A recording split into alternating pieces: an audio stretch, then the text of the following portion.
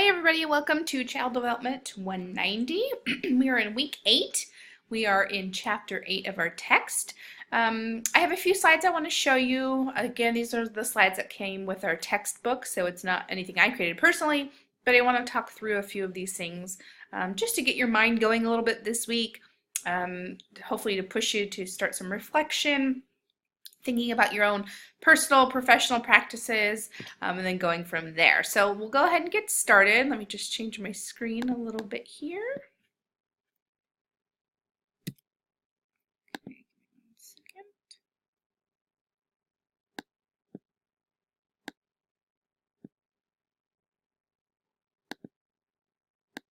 Sorry about that.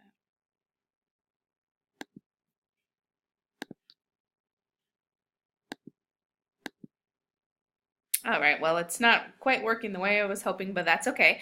We'll go ahead and get started anyway. Again, we're in chapter 8. Don't forget this week all of the information that you need to know, the assignments, discussion, all that good stuff is in the week 8 module. So make sure you log in there and view all the information. Again, if you need anything, feel free to reach out and ask. I'm here to support you. So this week we're talking about guidance. Specifically, what I want you to begin to think about are the conditions that affect children's behavior. Sometimes we go into working with children and we get annoyed by something they're doing and kind of just put it in our head like, well, they shouldn't be acting like that, or, they should be acting their age, or there's no reason for them to be acting like this, that, or the other. But really, there are a lot of conditions that affect the behavior of children. We know that they come from a different family background a lot. They come from different cultures, which have different values or communication styles, and different interpersonal skills that they may have at a particular time or age in their life. So the guidance system consists of children, environment, and the adults. Again, what happens in maybe your home or how you grew up can be really different from the home of the children that you're working with in whatever setting that is. So I know a lot of you work in before and after school programs, the YMCA, that sort of thing. And so homes can be really different and have different values and ways to approach behavior. So keep that in mind. I know sometimes we get stuck in one way, like, when I grew up, my mother or my father or my grandmother said this to me or expected this from me. And while that's great, and maybe that's how you were raised, it can be really different than other homes. So your environment and your demeanor, the demeanor that you have when you're working with these children, can help positively influence the behavior of the children.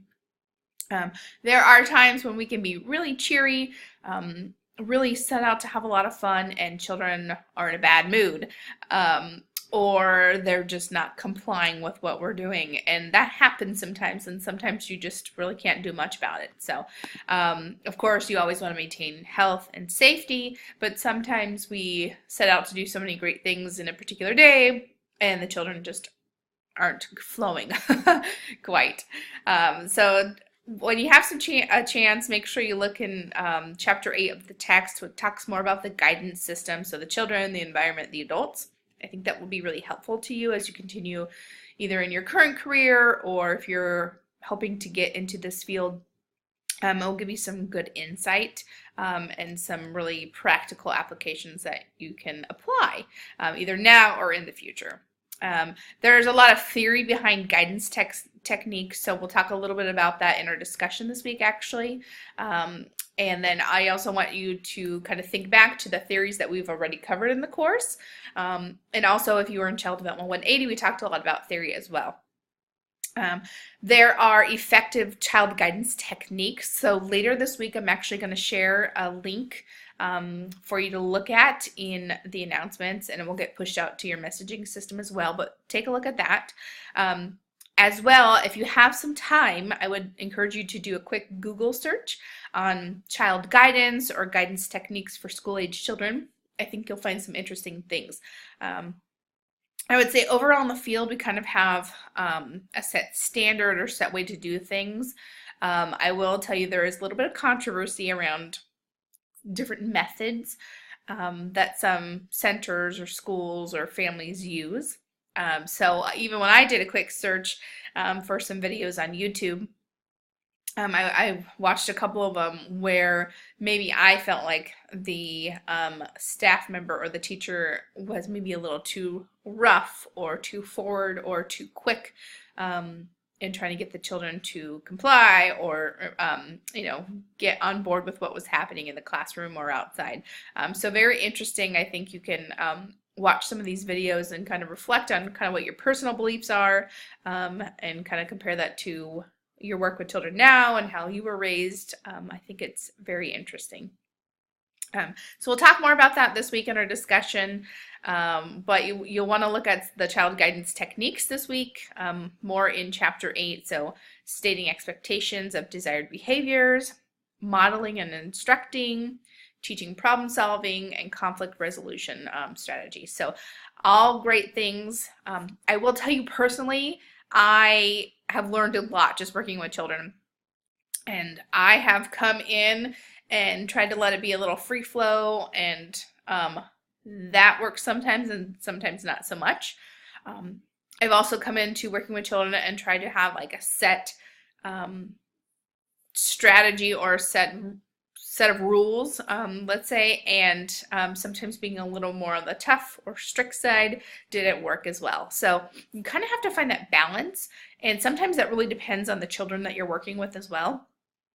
So some children really adapt to that and it flows nicely with them, and others it doesn't. So it really just depends on the children and the group that you're working at, sometimes the environment that you're in, and how that all plays out. But you'll definitely want to kind of do some reflection this week and kind of see how you're feeling and what your own beliefs are here.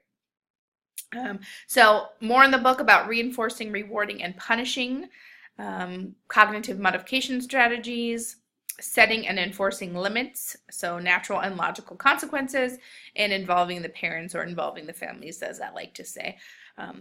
Definitely want to have a set strategy or set rules or guidelines for your work with children. Otherwise, there are safety and health issues that come into that. But I would encourage you to work with the families. That's an important piece of your work with any group of children, really not just having kind of set rules for your before and after school program, but communicating that with the families and working together and partnering on that so that the conversation continues at home, and also getting to know what happens at home and kind of bringing even pieces of that into your classroom or to your environment can be really helpful. So lots to talk about this week. Make sure you join us in the discussion. We're going to have a great one, and you'll see a few extra little things I'm posting out in the announcements, and hopefully that will get you thinking, and be sure to share with us. All right, everybody, have a great week.